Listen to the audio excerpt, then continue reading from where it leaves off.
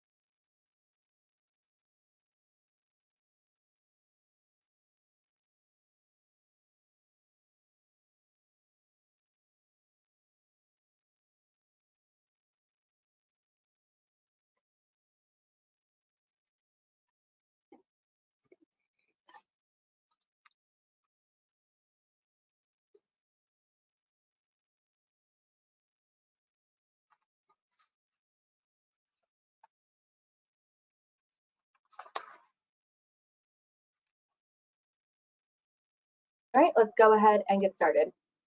Hi, everyone. Thank you for joining our webinar today, Getting an A on the Public Support Test. Today's webinar program will be presented by Withum's Israel Tannenbaum and Richard Ruvelson. Before we begin, I have a few housekeeping notes. Materials for today's presentation can be found in the toolbar located on the right of your screen. At the bottom of the toolbar, you will see a question box. All questions pertaining to the webinar content should be asked there. We will do our best to address them. Be sure to answer all polling questions to ensure that you receive CPE credit for today's session. Once the webinar is over, there will be a pop-up asking you to complete a survey of today's webinar. Please take a moment to complete it. It is our way of being able to provide you with the best and most relevant programs possible. With that, I'm going to turn over to Rich and Izzy. Okay. Well, thank you all for joining us this morning. And thank you, Rachel, for producing this. I'm Rich Ruvelson. Joining me today is Izzy Tannenbaum, and we are going to talk about Schedule A. Now, why Schedule A? Well, Schedule A, most of you don't know, is one of the most important schedules that you complete on Form 990. Because it is the schedule that establishes that your organizations are not private foundations, but you're public charities. And so it is very significant, and we're going to talk about that significance and what you miss out on by virtue of being publicly supported. But we're also going to talk about a very large benefit to you. And so Schedule A is the one schedule other than Schedule O that is required for both 990s and 990 EZs for charitable organizations. Doesn't matter what you have to put on there, it's required for charities to file on their 990s. Okay, now, why is it important that your organizations are public charities? Well, look at all these excise taxes that private foundations are subject to. The tax on investment income now 1.39%, excise tax on self-dealing, failure to distribute income for charitable purposes, excess business holdings jeopardizing investment, excise tax on taxable expenditures. Public charities, most of you, you're subject to an excise tax on intermediate sanctions, which means that you didn't deal with a disqualified person or an insider at arm's length. You can still engage in the transaction as long as it's at arm's length. A private foundation can't engage in some of those transactions. Also, there's an excise tax on political expenditures under 4955, because as you know, you can't make them. And we get this question more frequently than we used to. You know, a candidate dinner, any kind of appeal, it's political contribution. Charitable organization cannot make it. Private foundation can't do it either, but it's, you know, taxable expenditure anyway. So those are things that you miss out on by virtue of being public charities. Plus, I want to mention that, you know, you get the benefit of, let's see, you've got the benefit of different contribution rules. And the contributions on the side, notice these are pre-CARES Act and pre-latest Stimulus Act deduction rules. But you see there's a big difference for gifts to public charities, and it's much more beneficial to the donors. And in fact, in the new Stimulus Act and the CARES Act, there are limits, which we'll talk about after this initial polling question. Okay. On to our first polling question. Private foundations pay an excise tax on self-dealing, and public charities pay an excise tax on intermediate sanctions. True or false?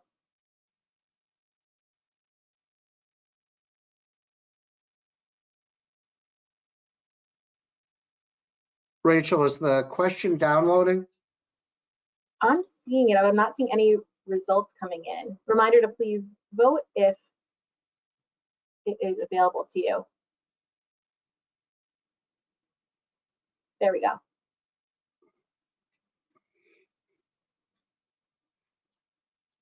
right, about 10 more seconds.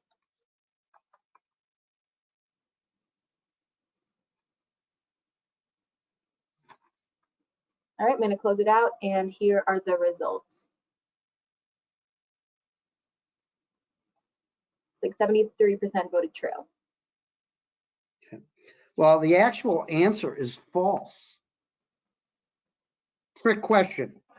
Private foundations don't pay the excise tax, nor do your organizations. Public charities pay the intermediate sanctions tax. It's paid by the person who got the benefit, the person who engaged in self-dealing with the foundation, or in the case of intermediate sanctions, the person who received the excess benefit, and the tax on board members or people who put the organizations into the position of engaging in the transaction. That's not paid by the organizations either. That's actually paid by board members. So that question is false. We'll go to the next slide. Okay. Now, again, we just want to mention a few things about the CARES Act and also the last stimulus, the Biden stimulus plan, the American Rescue Plan. Some of these things, you know, the deduction for non-itemizers, it was clarified. It is per each file, not each individual. So married filing jointly, each taxpayer on the return gets $300. So that's $600 for a joint return. And it's also for 20 and 21. And the other rules with respect to itemized deduction limitations and corporate limitations, those enhancements are also apply for 2021 as well as 2020.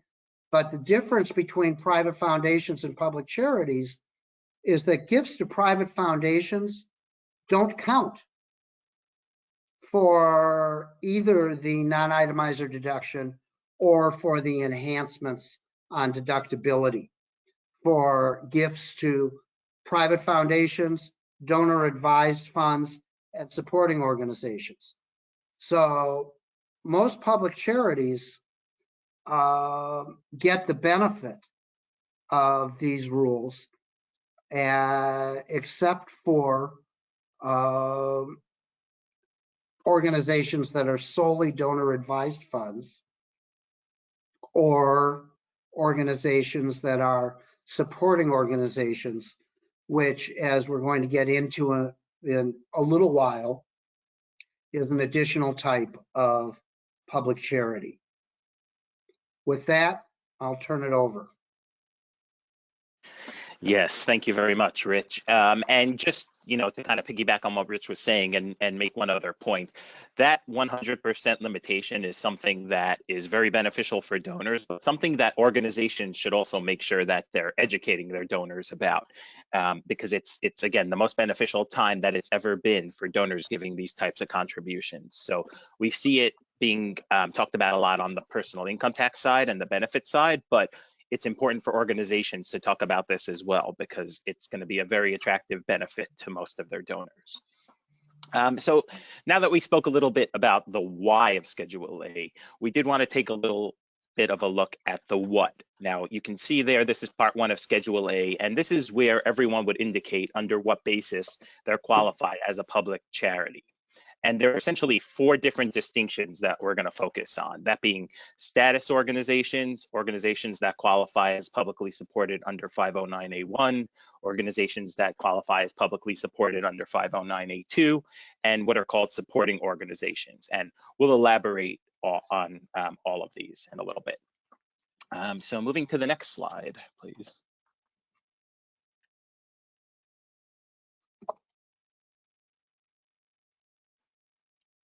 Perfect. So the first category that we're going to talk about are what are referred to as status organizations. And these are inherently public charities that are considered public because of the type of activity that they conduct. Now, because these activities are inherently public in nature, these type of organizations are given the benefits of public charity status without any additional requirements. Some examples of this include churches, but I'll note, and I know that Rich likes to point this out all the time, that this isn't necessarily the case for a religious organization. It has to be what's known as a church type organization specifically. Other types are qualified hospitals, educational institutions, and governmental units. And this is likely the easiest path to public charity, as it's really just based on the organization's innate mission. However, assuming you aren't running a status organization, which most nonprofits aren't, there are still a few options for maintaining this public charity status. And I believe we have a polling question next. Yep, on to our second polling question. An organization tax exempt as a school under IRC section 501c3 blank.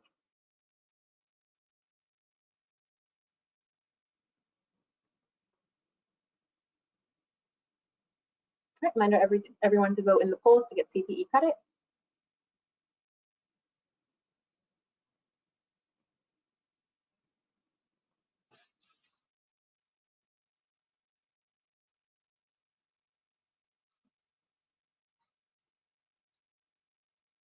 All right, about 15 more seconds.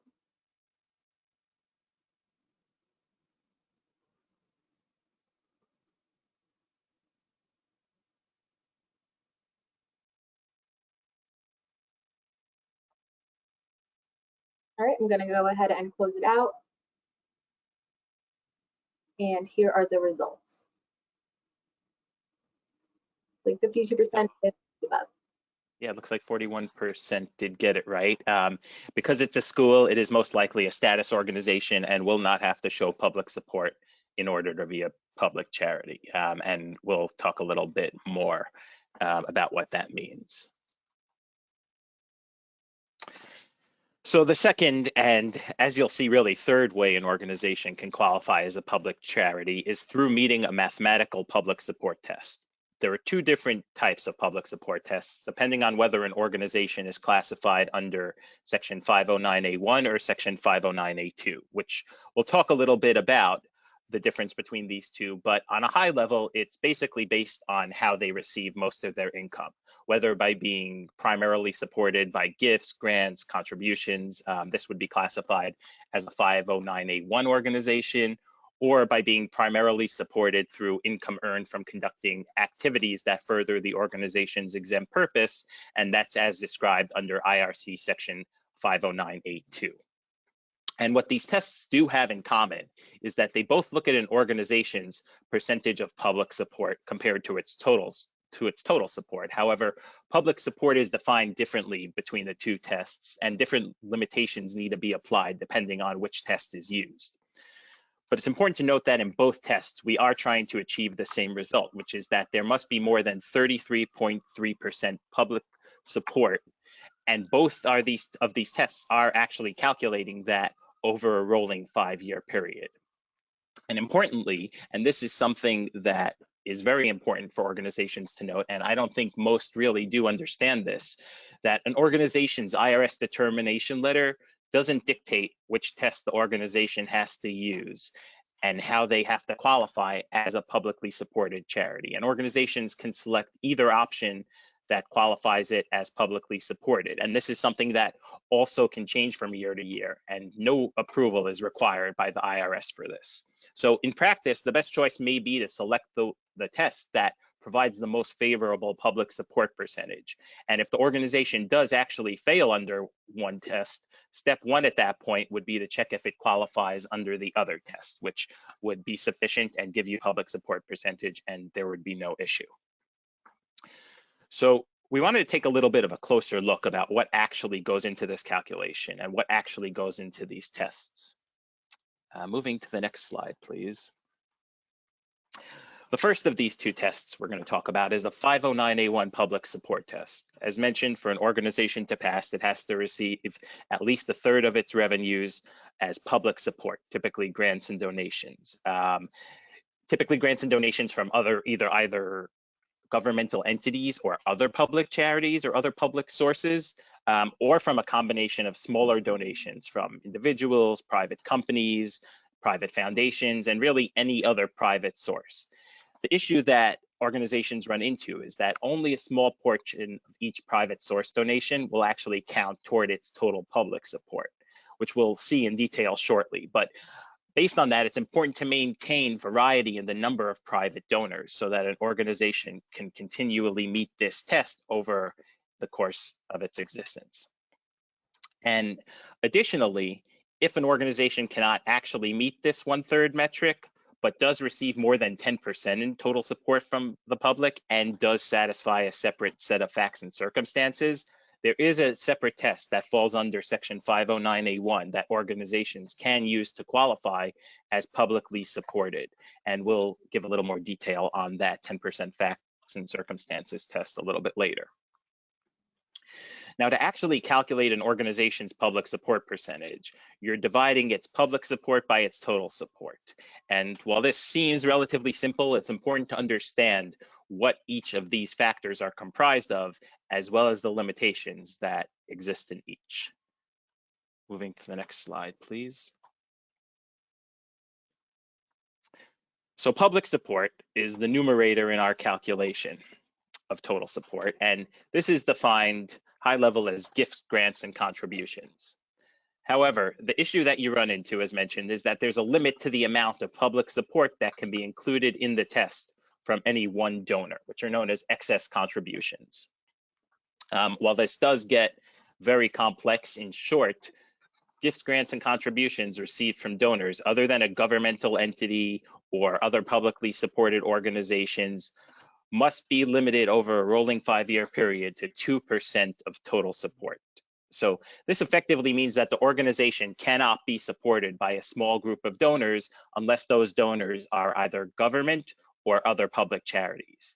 And any amount donated by these what we'll call private donors in excess of this 2% limitation will actually be excluded from the numerator when calculating public support. So as an example, if an organization's total 5-year support is $10 million, any contributions that come from a private source that exceed $200,000 or 2% of 10 million over that total rolling 5-year period, only that first 200,000 of that contribution will be included in the numerator for public support. However, the full amount of their donation will be included in the denominator, which let's just take a little bit of a closer look at. Next slide, please. So total support, the denominator of this calculation, basically includes everything: gifts, grants, contributions, membership fees, public support, private support, investment income, even unrelated business income. So basically all revenue except gains from the sale of capital assets, gross receipts from mission-related activities, and unusual grants. Now, unusual grants are donations an organization received that might be significantly large and uncommon and can actually be excluded from the public support calculation on both the public support side, the numerator, and the total support side, the denominator. This can be very beneficial in helping organizations avoid tipping into private foundation status, which we'll talk a little bit about as well later on.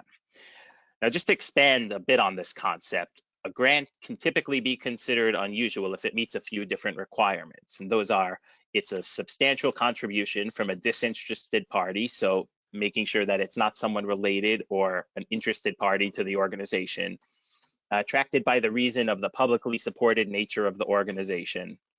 It's unusual or unexpected in amount, so if this is something that's recurring year to year as a donation, it probably wouldn't qualify.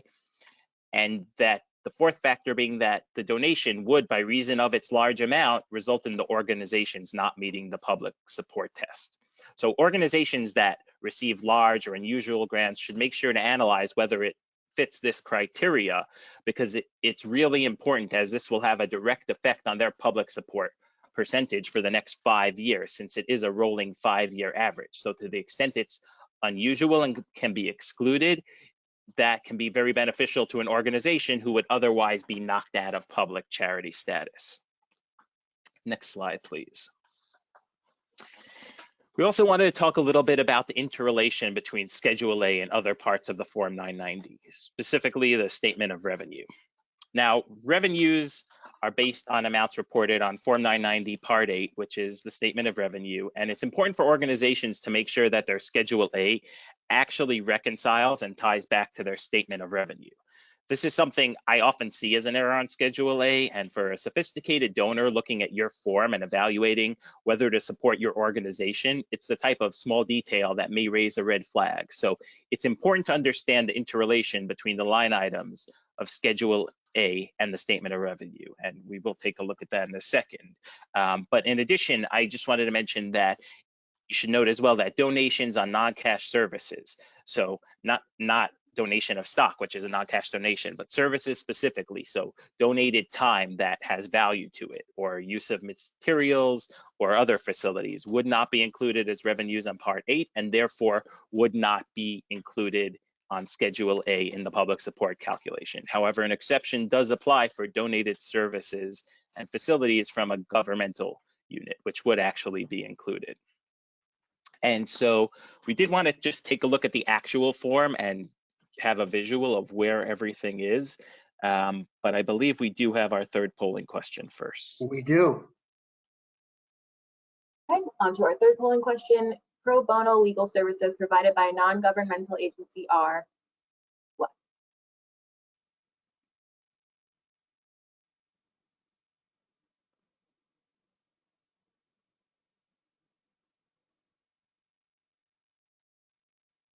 All right, we'll leave it up for 20 more seconds. Reminder to get your votes in.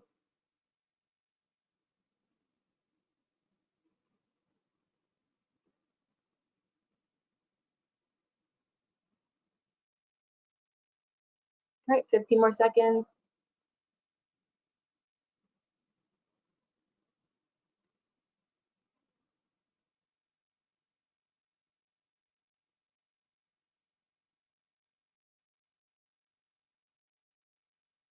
All All right, I'm going to go ahead and close it out. And here are the results. Okay, great. And it looks like most people got it right. Not included in computing public support. While this is something that comes up a lot, and it would be nice because, as we all know, time does have value. Unfortunately, the IRS had said that donated services is not includable in revenue, is not deductible, and is not includable in public support as well. So just, yes. If I could just jump in, one of the Sure. things that I found, and we have this with a number of clients, they may be the beneficiary of advertising, print public service announcements, or broadcast public service announcements. And the value of those can be quite high. So while it may get picked up for accounting purposes, for both 990 purposes on your financial statement on the 990 and for Schedule A, it's not revenue. But that's something we see frequently. And, you know, when we get asked about it, Schedule A, that's actually one of the more common questions. You didn't pick that up. Yeah, we didn't. So back to you. There you go. Excellent. So just to take a bit of a closer look, we did want to point out again that the statement of revenue should be the guide for your Schedule A completion. And with the 509A1 test, you'd really only be, at least from this shot, utilizing the contribution line. So you can see how the line 1H, total contributions, and this includes everything, including non-cash contributions other than of services, as we just talked about, is about 25.5 million. If you could skip ahead 2 slides, Rich. You'll see there right in the 2019 line 1, that's your number. So there really is this interrelation and interplay between the schedules on the Form 990. And again, this is something that a sophisticated donor and any individual who really understands the form or understands the industry will know to look at, and certainly they will be looking at public support and making sure that it was computed the right way. So it's something that's easy to get right, and organizations should make sure they're getting correct, as that'll always inspire confidence. And if it doesn't match, it just looks sloppy and could potentially lead to questions about the organization's ability to really function properly and carry out its mission. So these might be small details to some extent, but they can have a big impact. So always something to pay attention to. Next slide, please. Now, there's just a few more things that we did want to note about 509A1 organizations that are important to keep at the forefront of your mind. Firstly, organizations must maintain their excess contributor list for 5 years. This is the list of individuals who have given money that is in excess of 2% of total revenues received over that 5 years, as we talked about. And since this calculation is done on a 5-year basis, donors will need to maintain this list. However, or organizations will need to maintain this list. However, the list is not filed with Form 990 or Form 990 Easy, so it's really an internal document. You do actually have 2 years to meet this test as well. So an organization that meets the public support test for a given year is actually treated as a publicly supported charity for that year and the succeeding year, regardless of its actual support in the next year. So for example, if an organization meets the public support test for its 2020 fiscal year, it's automatically classified as a public charity for 2020 and for 2021 as well. But for organizations that can't meet the 33 1/3%, but can actually achieve greater than 10%, as we mentioned, can use the facts and circumstances test. And again, we're going to get into a little bit more detail about how that works a little later. Ultimately, for organizations in existence over 5 years that can't meet the support test or the 10% facts and circumstances test for both the current year and the prior year, these would be deemed to not be publicly supported and instead be classified as a private foundation, at which point they would need to complete the Form 990 PF instead of the Form 990 for their current year tax filing and pay excise tax and comply with all the rules that come along with private foundation status, as Rich talked a little bit about earlier. And I believe with that, we have our next polling question. Okay, our fourth polling question, if the 33 1/3% test is not met, the facts and circumstances test may be claimed by a Part 2 filer for only 2 years.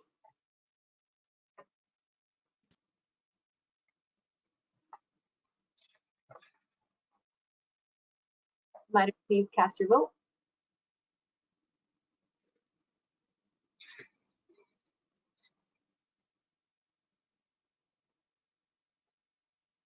About 20 more seconds.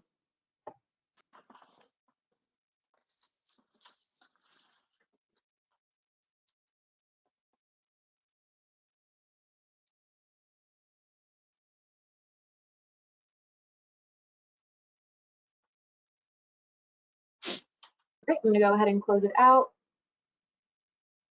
And here are the results.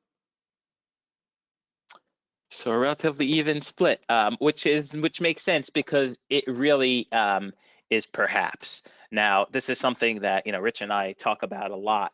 There is no actual limitation as part of this that says, well, you can only do it for 1 year, you can only do it for 2 years. But informally, the IRS has indicated that this is supposed to be a temporary helpline to allow organizations to get back to their public support percentage.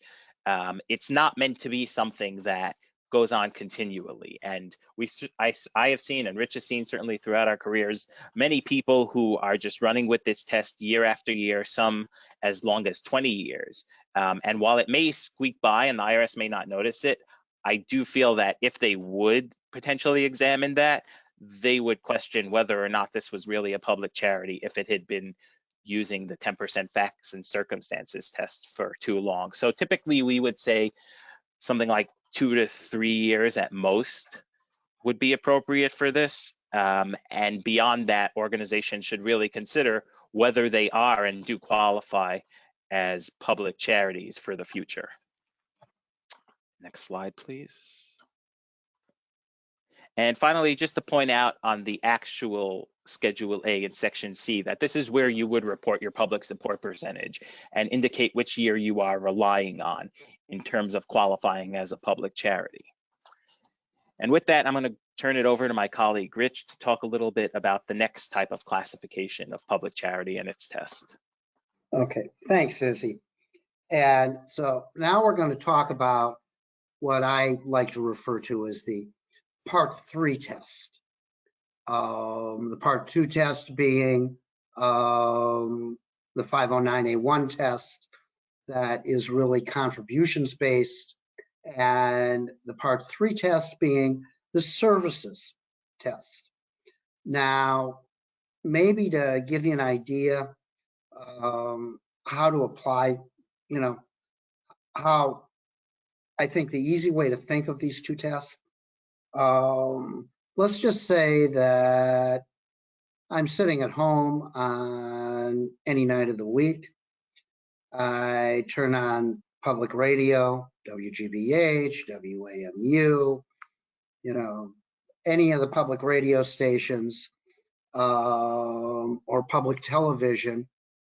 Chances are I am watching or listening to an organization that is filling out the Part 1 test, the test Izzy talked about.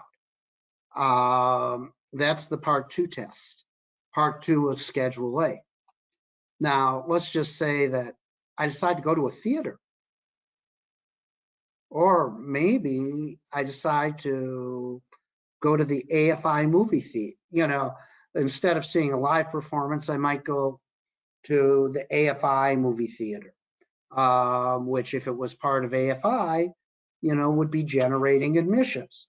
Well, if I go to the Kennedy Center, or if I go to a nonprofit, any other nonprofit theater or a symphony orchestra, I am going to see, chances are, a 509A2 organization. Yes, they do get contributions, but most of the revenue they get is admissions. So they're getting paid, it's service revenue. And so that's what makes them 509A2 organizations. Now, Izzy mentioned a couple things. One was that, you can start out, you can do each test, either test. It doesn't matter what the IRS tells you. Frequently, what the IRS tells you on your exemption letter happens to be incorrect, by the way. So, they're basing it off your tax exemption application, but a lot of times they get it wrong. But two things, the expression, nothing is forever. That's actually true both with respect to public charity status in that you can lose it, but it is also true with respect to the fact that you can go from being a 509A1 and part 2 test to being a 509A2 and part 3 test, mechanical test for public support. So you really want to do what's most advantageous. The return can go back and forth year to year if necessary. And sometimes where people have found it necessary is when they have to go back, when they need the 10% test. Then they have to go back to 509A1 if they're a 509A2 organization. So you can go back and forth, but the one thing I want to stress is that while you may do that on your return, the IRS database does not change. You actually, if you change your status, you actually would have to file a Form 8940 requesting a change in status. That's the only thing that will change the IRS database. And who cares? You may not, you're still not a private foundation, so you're happy about that. But your funders, private foundation funders, may care. And, sometimes they will be the ones that will ask you about that. But briefly, with respect to the 509A2 test, here, the big thing is that, okay, it's a 33 1/3% support test, but there's also a limitation with respect to investment income. It cannot be a third of your support, of your total support. So your investment income also has to be less than 33 1/3%. Now, so you have to watch that as well. And there are some other things that you have to keep track of. One of them, the final bullet on this slide, I want to mention, you've got to watch for excess amounts of all sources of revenue. And because depending on, your payors, so you could have, a corporate sponsor, for example, of a theater, or someone that pays a lot of money for the use of the theater. And if it's more than 5%, then that too is going to be subject to exclusion and going to lower your public support.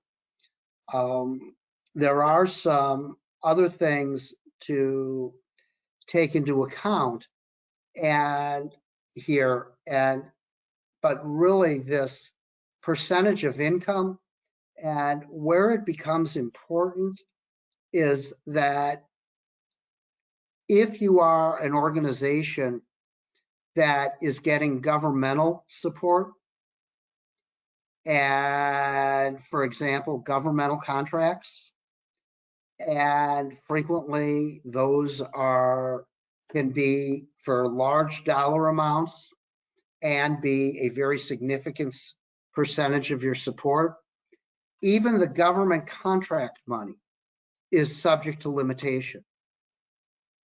Even money from another publicly supported charity is subject to the limitation.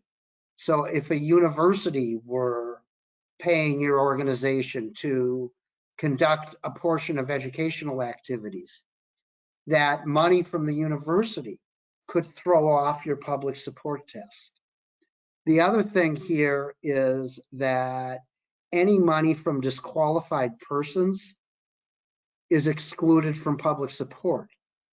On the Part 2 test, the test that Izzy went over previously, you don't have that. It's just if someone gave you too much money, if it was in excess of 2% of your total support. And so this is really a big difference here.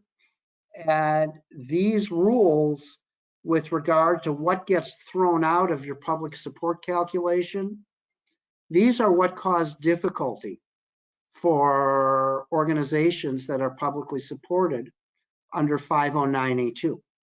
And so, and some of those organizations have a ruling. For example, the Visiting Nurse Association, there's a special ruling that says, don't look at it like they just got a big part of the money from the federal government, Medicare. Segregate all those. So you look at it like, hey, they're getting money from separate Medicare payments, like from each individual. And so that's how they maintain their public support under 509A2.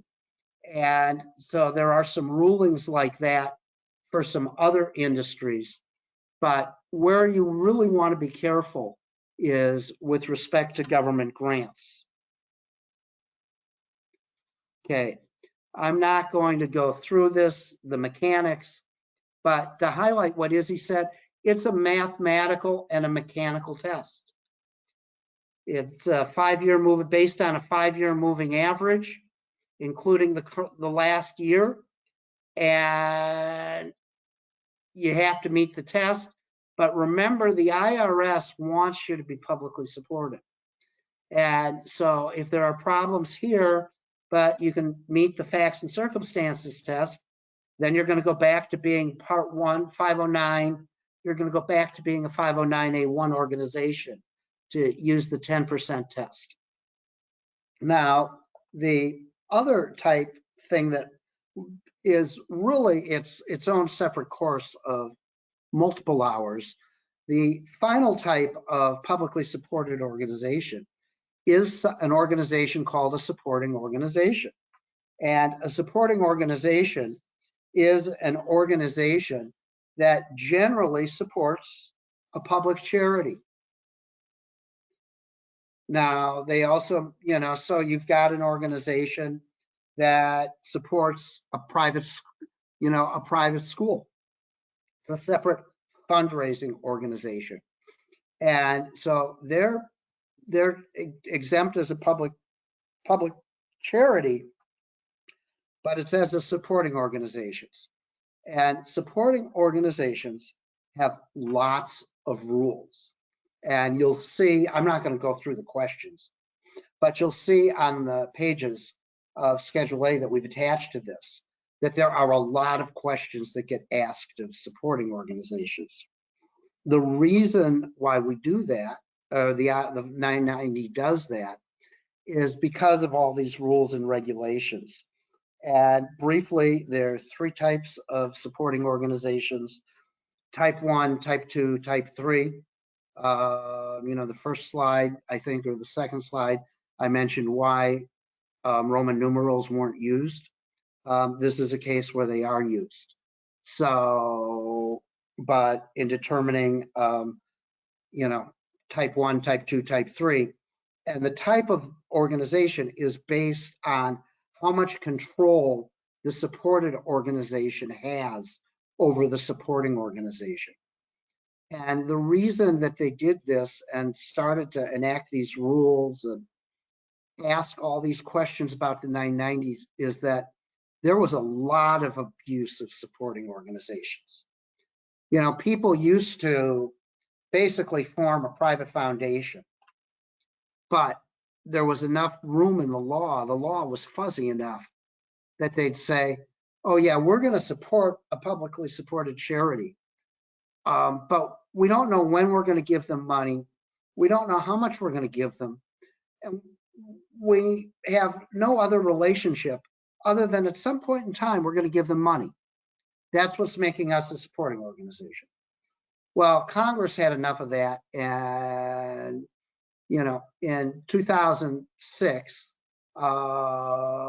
they changed the law, so that couldn't be accomplished, and it was a big deal, and everybody now will have restrictions, going forward, and there will be difficulties. Even private foundations are sometimes used supporting organizations because it's easy. Izzy's going to talk about tipping.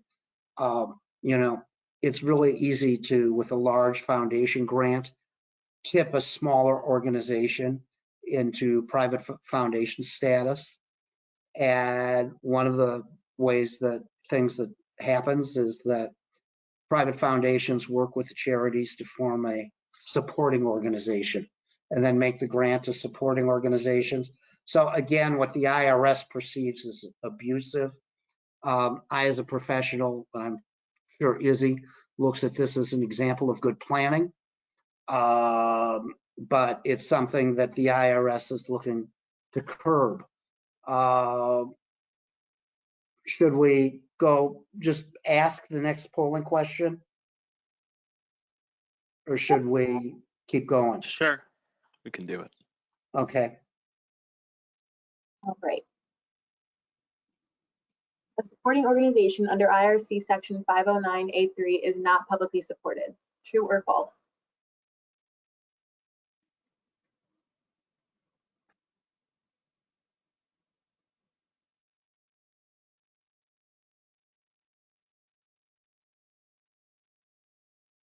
Reminder to get your votes in.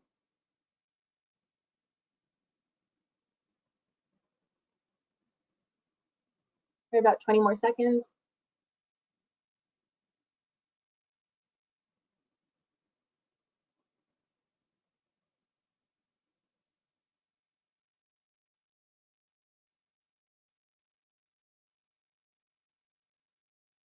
All right, I'm going to go ahead and close it out. The answer is false. So supporting organizations are a type of publicly supported organization. So you've got 509A1, 509A2, and 509A3 organizations. This is the portion of the 990 that lists the supporting organizations. So if you support another organization, you list that organization on Schedule A. The questions we have included are the many questions that are asked of supporting organizations, and you can see they're quite detailed. And the reason for that is to curb abuses. We'll go back to Izzy. Excellent, thank you, Rich. So tipping, which I mentioned earlier, Rich talked a little bit about, occurs when a grant by a single private source is large enough to bring the percentage of a charity's public support below the required minimum. Now, this is pretty counterintuitive. As a foundation making a significant grant to a small charity, one would think this is a great thing. However, this can actually be too much of a good thing and cause the organization to lose its public charity status. Now, although an organization can't entirely control its public support, there are a few steps that it can take to help prevent this tipping. A couple of them that we wanted to point out were, number one, you can actively seek donations from public sources, which is the best kind of support. As we talked about extensively, it counts in full toward an organization's public support calculation, so both the numerator and denominator. Another thing an organization can do is consider whether a payment might be more properly classified as gross receipts from mission-related activities. Remember, as we talked about earlier as well, gross receipts from mission-related activities are removed from both the numerator and denominator of the public support calculation. So to the extent you can take a bit of a closer look at the income stream, it's possible that it would be properly defined as revenue versus as a grant or a contribution. So something else organizations can investigate and potentially will help them. And finally, it's important, as we talked about, for organizations to determine whether a single large grant or request might qualify as an unusual grant, as we talked about earlier, and therefore it wouldn't count toward either the numerator or denominator of the public support calculation. And also, as mentioned earlier, the organization under 509A1 can always use the 10% facts and circumstances test. So let's just take a bit of a closer look at that.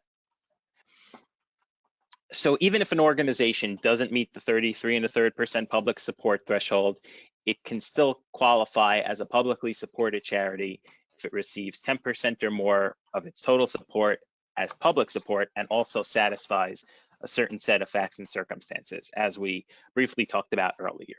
So we did want to go over it a little more in detail. And to meet this test, there's really these two big requirements that we talked about that the organization needs to satisfy. Firstly, they have to show that they normally receive a substantial part of their support from either government contributions, contributions given by the general public, or a combination of these sources, but the support fraction must be at least 10%. That's key. So if you can hit the 10%, but you can't hit the 33.3%, you have options to use this test. If you're below the 10%, unfortunately, there is no safe harbor or test that you can use while you work on increasing that. Now, the second factor that organizations need to consider is that they have to establish that they essentially operate as a publicly supported organization. And when looking at this, it'll take into account certain factors such as the percentage of financial support from the public or government. So like we said, at least 10%, the different sources of support, the existence of a representative governing body, and public participation in the programs of the organization. Essentially, these facts and circumstances have to demonstrate that the organization is organized and operated to attract new and additional public or governmental support on a continuous basis, which really just means that it must have some type of fundraising plan. When you are writing this out, and this is information you do include when you're relying on the facts and circumstances test, as we saw earlier, you would check the box off and you would include a narrative essentially explaining these things. And something the IRS will look for is to see that the organization has a plan and will be taking steps to get its public support percentage to that proper 1/3 support.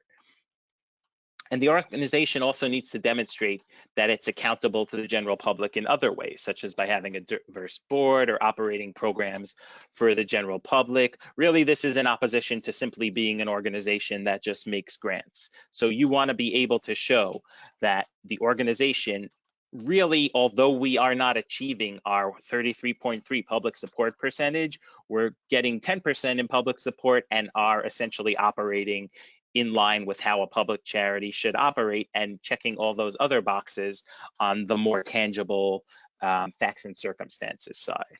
And with that, I think we did have one last polling question, which I guess we'll do because Rich is very happy with this one. The best one, as I believe he called it.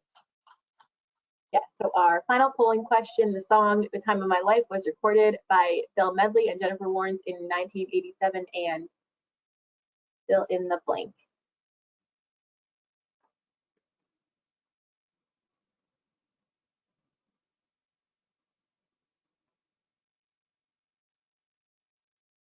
Right, about 20 seconds.